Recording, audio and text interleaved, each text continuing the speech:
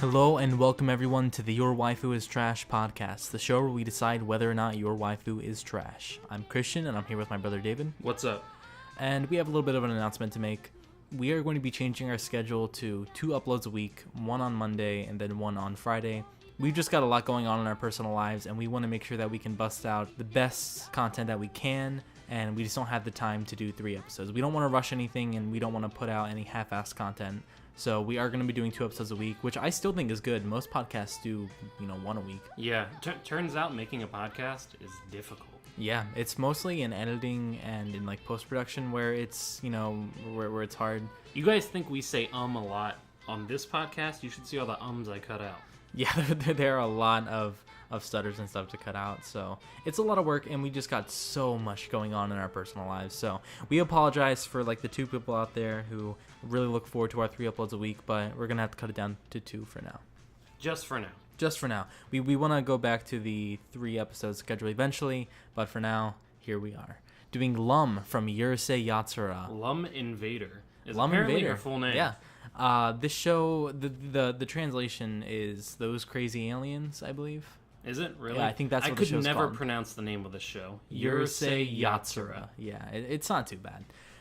This character in this show was super popular in Japan back in the day, but really caught like a resurgence of popularity recently because of all of the city pop and vaporwave videos on YouTube. Yeah. She's really prominent in all those. She's an 80s anime icon. She was made by the woman that made Inuyasha, right? Yeah.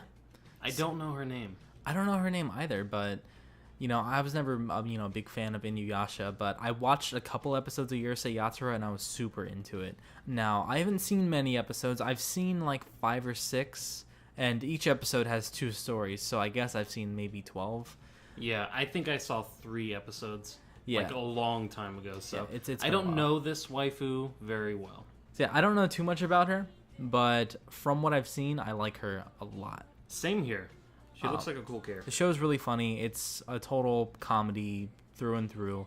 It's really cute. It's comfy. It's definitely comfy. It's a show to bundle up with on a cold day and just sink in the morning or the middle of the night maybe. It's a really comfy show, and I highly recommend you watch it. Just while you're doing something else. It's like a nice pastime. Yeah. You don't need to focus intently on this show. It's like 100-something episodes. It's nice. I like all the intros. Some of my favorite anime openings of all time. Literally everyone is perfect. They're all 10 out of 10s to me. They're just fun. Yeah, they're lots of fun. Again, it's got the anime's poppy flair to it. So give us some background on this character. What is she? Lum is an alien that invades Earth. Now, again, I don't know too much about it. She's an alien that invades Earth. Her and her family all have like a tiger stripe motif. Even their spaceship is all tiger stripes. They're supposed to be onis. Yeah, they're onis. They have horns and stuff. And pretty much, there's in the beginning of the show, at least, there's a love triangle between the main character, Ataru or something. Is his name? Ataru. Wow, I'm surprised I remember that. It's been like a year. So there's a bit of a love triangle between Ataru, this schoolgirl named Shinobu, which is a really funny name, straight up ninja, right? Yeah. and Lum, who is the girl we're talking about. And from what I understand, in the beginning, Ataru, he's a womanizer. He's a total he's horny as hell. And he kind of doesn't want Lum for some reason. I don't know who in the right mind wouldn't. He's in love with Shinobu. Yeah, he's in love with Shinobu in a really does that perverted really way. Make him a womanizer? Yeah, I think he just no. He's in love with a girl who he thinks is hot. No, he's pretty perverted. He cheats on everyone constantly, and then he's always be looking more at. open to a relationship with Lum. He's a pervert, but from what I understand, as the series goes on, he becomes more mature. That's kind of the arc that he has to go through. Again, I don't know the mangaka's name, but she likes pervert characters. She does. There are a couple pervert characters in Inuyasha. 80s anime in general liked pervert characters. Yeah. We really like the Mechadoc opening. We haven't seen the show, but the opening is awesome. And in that opening, there is a guy with big buck teeth. Yeah. That got me thinking about all the old anime stereotypes that are totally gone. Like the buck teeth guy. We don't have buck teeth characters anymore. We also have way less... The fat guy with the sleepy eyes. Yeah, way less fat guys with sleepy eyes. Perverts are still a thing, but, not as prominent as they used to be. Yeah, if anything, you have more female characters who are perverts now than... Yeah, that's true. ...than the stereotypical male characters. But that's all besides the point. We really like this show. We recommend it. I've only seen 3 episodes, but they've been enjoyable as fuck. Let's get into the meat and bones of our show. Hell yeah, let's do it. We're on to appearance. And I'm going to go ahead and start. She is one of my favorite girls of all time. Really? Appearance-wise. I love her design to death. The colors are so beautiful. Now, her hair seems to change a lot. In the anime, they color her hair this aqua color. It's like a kind of a green. Yeah. How would you describe it? It's like a dark green with almost black green shadows. I love it so much. The mangaka, she says that her hair is supposed to be iridescent, like a beetle, kind of metallic almost. And that's the thing. Nobody is really able to color her hair correctly. Mm-hmm. I really like that fact because people get really creative with the ways that they try to color her hair. It makes her very alien.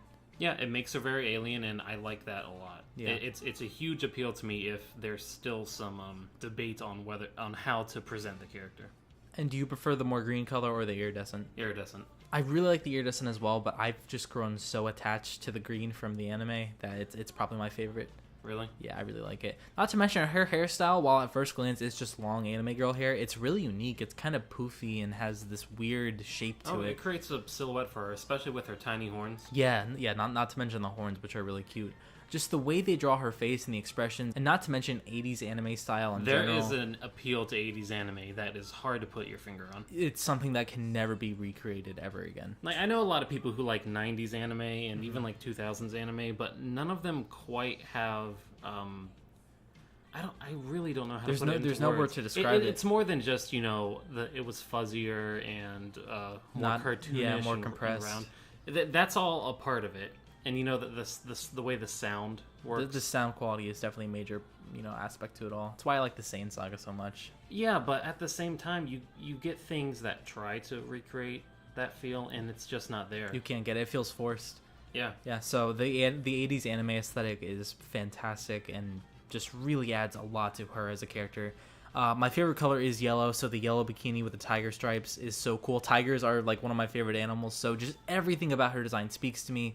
Her body type is great. You could argue it's... Well, hold on. I want to talk about that bikini a little bit first. Yeah. I'm actually not a huge fan of it. You're not? On her design, it looks fine. Yeah. I think that's a perfectly acceptable, normal outfit. It almost looks caveman-ish, kind of tribal. It's that Oni thing that they have going on. I don't know. In the context of an 80s anime, works perfectly fine. But anywhere else... She looks out of place anywhere else. Yeah. She looks good in a schoolgirl outfit. One of my favorite outfits is just a basic tracksuit outfit she wears one time. It's just a white tank top with short black leggings. I could see me enjoying her in other outfits. Oh yeah, she could wear anything, but it's just the colors and the way everything flows with that yellow bikini. It is a perfect design. Let me ask you this: are you a fan of the fangs? Yeah. I like the fangs too. I like the fangs a lot. They make her more Oni and more The fangs creepy. were so... They're subtle. Again, the mangaka loves fangs on characters. Well, that's the thing. Once the 90s rolled around, every female character had fangs. Yeah, even if you were a normal human, the huge marker-colored eyes and fangs. Yeah, people went way too exaggerated with this, but I think it was done to an absolute perfection with Lum's design. I'm giving her an 8 in appearance. I know you're probably going to give her a perfect 10. Yeah, I'm giving her a perfect 10. I think she's perfect. I wouldn't change a thing. Perfect design. She's beautiful as all hell. One of my favorites of all time. Top 5. I guess the only reason she's not higher for me is that, I would have liked to see a little more, uniqueness in her outfit. Yeah. Her outfit is really the only thing that kills it for me. And it's not even that it kills it. She's an 8. Yeah. When I see Lum, I get that childlike wonder and confusion. Like when I see her, I get oh god, cute girl that I'm never gonna attain. I get that feeling with her again. It takes it back to the whole how I felt when I first saw Sailor Moon and stuff. Yeah. I felt that again with Lum. That's why I just love watching the opening, is because she's such a well designed character. She's a very well designed character. Personality. Now you'll probably know more about this than I do. Again, I've only seen a couple episodes. She seems for the most part to be a nice alien invader. She's so nice. She's very kind, and she just wants what's best for everyone around her. She is definitely a hopeless romantic when it comes to Ataru, and she kind of just wants to be with him. And she has this way of going about it that's just so charming. Her voice actress is amazing. Like, God, very, she does very have nice an voice incredible actor. voice actress. Yeah. I made note of that when I watched the show. And again, with the 80s sound compression, it just sounds even cuter. But she is prone to violence. She's very prone to violence. You could say that she's a bit of an abusive partner, but... I wrote down fits of rage. Yeah, she has fits of rage and electricity and shit. She has a little baby fucking Oni that she hangs out with sometimes that also does some hurting to Ataru. Is it supposed to be her little sister? I got to the episode, I totally forget what happened. There were giant penguins involved and like eggs and stuff. It was super Japanese. I forget what happened. Just so you guys realize the amount of research that goes into every single episode. But yeah, so she's prone to some little fits of rage. She seems to me almost like a less intelligent and not stupid, but just less intelligent Bulma. Insofar as, you know, she's generally a nice person who is trying to solve problems, but she can have a temper. Yeah, that's kind of her character, but it's done in a really cute way. Yeah. She does have some feral qualities. You know, which again, we talked I really about like. that cave woman thing. Yeah. You know, the way her society worked back on her home planet, it's a little different from ours. The whole crux of the show is that she misunderstood that Ataru, this human guy, kind of a dumbass. Yeah. She thought that he proposed to her, right? Yeah. Misunderstandings happen a lot, and, you know, the cultural boundaries. I think they say that their race would fucking crush us if we ever tried to rise against them. Yeah, there's something like that, and I feel like there's a bit of realism when it comes to dating different cultures and stuff. Yeah. That is depicted in Urusei Yatsura. They kind of capture that feel. Yeah, totally. She comes from a warlike culture, so she's going to be more forceful and More demanding. And also less open to other cultures. She acts very much like a traditional wife when she does have time with Ataru as well. Does she? Yeah, she's like cooking and cleaning and just being very nice and calling him darling every other fucking sentence. She's great. She's awesome. You know what? I gave her personality a 6 because of the rage. Mm-hmm. But I'm gonna bump that up. And you know, I don't mind the rage at all. I'm totally cool with it. Really? Because, you know, good segue into abilities. Oh, what are you giving her personality? I'm gonna give her personality an 8. I really like her a lot. I don't mind the fits of rage too much, and other than just those little, you know, fits of rage, she's kind of almost perfect. She's really nice. She's kind. She's supportive. You don't think she's just a little too tone deaf to maybe what you're saying? Like she takes things the wrong way all the time. She does. Okay, I'll give her a 7. I'll meet you with the 7. I think that sounds more fair. Sounds good to me. Back to that transition we were talking about. You said you're okay with the fits of rage. Yeah. Are you okay with being electrified on a consistent basis? Because that's what she does. Ataru is always getting shocked. Depending on the situation, I don't mind being electrified. I'm talking, you know, you go to the store and you tell her she can't get these nuts because you're allergic to them. And she shocks you. I don't think she would shock you because of that. I think she would let you get whatever nuts you wanted. I think only because Ataru is a fucking pervert and he's constantly trying to fuck other girls. Then you probably deserve a little bit of electrocution. Okay, fair point. I'll give you that. I don't really remember a time when she shocked him for any reason other than, you know... No, she's not mean to be mean. Other than when he was trying to tell her, I'm not in love with you, Yeah, I'm in love with she's Shinobu. not a yandere or anything like that. She's not. I wrote down yandere. No, she's totally not. She's not a yandere as far as... She's not going to hurt you because she loves you. Mm-hmm. She is a yandere insofar that she's a character who will misunderstand everything. That is true. And again, I think it adds to her cute factor, but... That's to the cute factor to a point, but when you're from an alien race that just beats the shit out of every other alien race that they meet. Wow, people who have, like, actually watched this series are going to be like, what the fuck are they talking about? We might be so wrong about all this. Again, we're just going off of a few episodes. But other than, you know, electricity powers and, you know, being an alien and being able to, like, fly and float, which... We didn't mention that she can fly. Yeah, speaking of, like, her flying abilities, I love the sound effects when she flies. There's some really nice... I forget what they sound like. I can't do them, but they're really cute, like, little bubbly sound effects. It's nice. I like it. That's that 80s sound design again. Just adds to the charm. But there's really not too much going on with abilities. I'm going to give her a solid 5. There's really nothing too much to talk about. There's nothing wrong with her abilities either. I'm going to give her abilities a 5. I do think she's pretty athletic. Definitely. She seems really healthy. She did some somersaults and stuff before. She's healthy. Yeah. She's fit. Another reason why I like her body.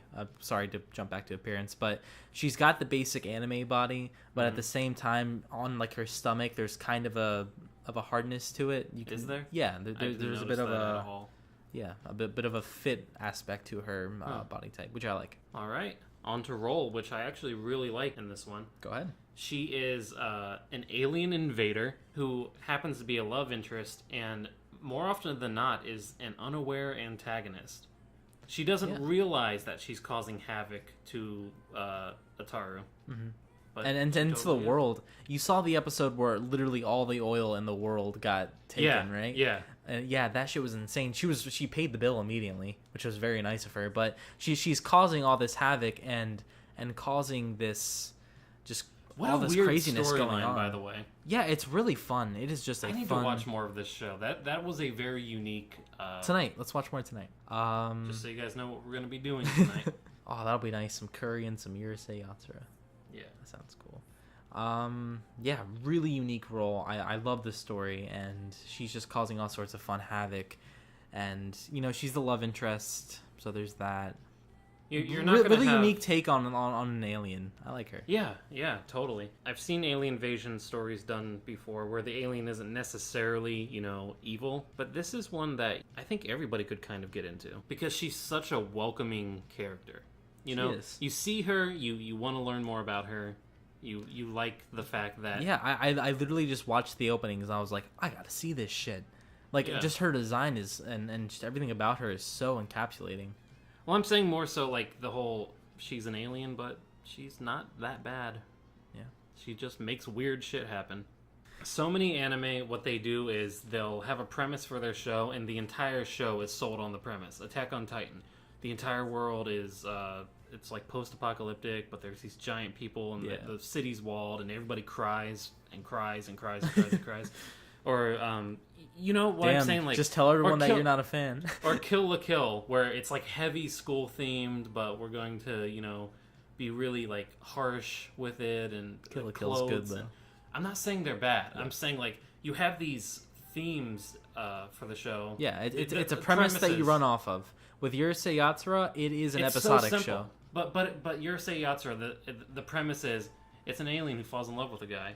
Let's see how much crazy shit that we can come up with for this. Yeah, totally could have been a basic romance. And the romantic parts are in there, but... It almost is a basic romance. Almost, but just the crazy comedy and 80s flair of it all makes it so interesting. Yeah. Yeah, it's a good watch. I'm giving her an 8 in Roll. Good stuff. I'll match it with you as well. I'll go ahead and give you an 8. And here we are on the most important part of the show, Fetish Potential. Fetish Potential. All right, out of the way quick. I did give her yandere. She has a bit of a pain infliction thing going on. That's totally fetish. I wouldn't call it yandere, but I would just say... I wrote down that she could be a sadist. Yeah, she could be a sadist. I can get that. Perhaps even an unaware sadist. Yeah, which adds to it even more. Makes it more I think a lot of cartoons back in the day had unaware sadist characters. Tom and Jerry as fuck. I think Jerry was aware. We need to do a Tom and Jerry episode. Those two. Did I say Tom and Jerry? Tommen? I said Tom and Jerry. Tommen, is this your puppet? Holy shit! Did we just make a Crucible reference on the fucking podcast? Yeah, on the Urusei Yatsura episode. People are slowly gonna find out who we are. Yeah. So Onis, I guess if you're into the horns. Yeah, alien girls. There's some stuff here. The sharp teeth. Does she have sharp teeth? I know she has the fangs, but her normal teeth, are they? No, she just has fangs. Okay. So there are things here that aren't necessarily fetishes. She's kind of just really pretty. She is really pretty on top of being an alien and maybe a sadist. I'm giving her a 6 in Fetish Potential. I think she's above average, but she's not exactly dripping Fetish Potential. I think it's part of the whole 80s design. You just wanted cute girls that you could put in fun situations. Yeah. Nothing wrong with that. I don't need fetishes shoved in all my characters. Yeah. It's appreciated so we can actually talk more in this segment, but for long, well, what it's really about is, the appeal that she's going to have to the internet. Yeah. And honestly, I'm just gonna say there's not a lot of hentai of her.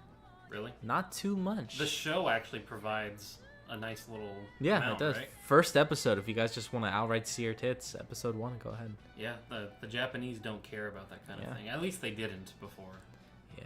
Nowadays, you have Sony putting big flashes of light in front of butt cracks. So stupid. I'm gonna match your score again. I'm gonna give her a 6. What'd you end up with your final score, David? I ended up with a 34 out of a possible 50. Pretty good, I'd say. I think, she's a quintessential waifu. She's one of the originals. She's one of the major ones that was kind of forgotten over time, but she's making a resurgence, and it's very well deserved. I came out with the final score of 36, so close to yours, but my initial 10 just kind of raised mine up a little higher. Yeah, our scores were almost exactly the same, except for appearance. Yeah. She's one of my favorites of all time. She's one that's really hard to top. When I go right to waifu, when I think of the word waifu, I think of Lum. Yeah, I actually initially wanted Lum to be our mascot logo for the You wanted her to be our first episode. I wanted her to be our first episode too. I'm really passionate about her. I think she is very important to waifu culture. You totally owe it to yourself to watch an episode of Urusei Yatsura and just get comfy and just have a nice night. Her final score is 70 out of 100. Do you think she deserves it? Absolutely earned in every way. It's a show that it's a crime that I have not watched more of this show. She's fantastic.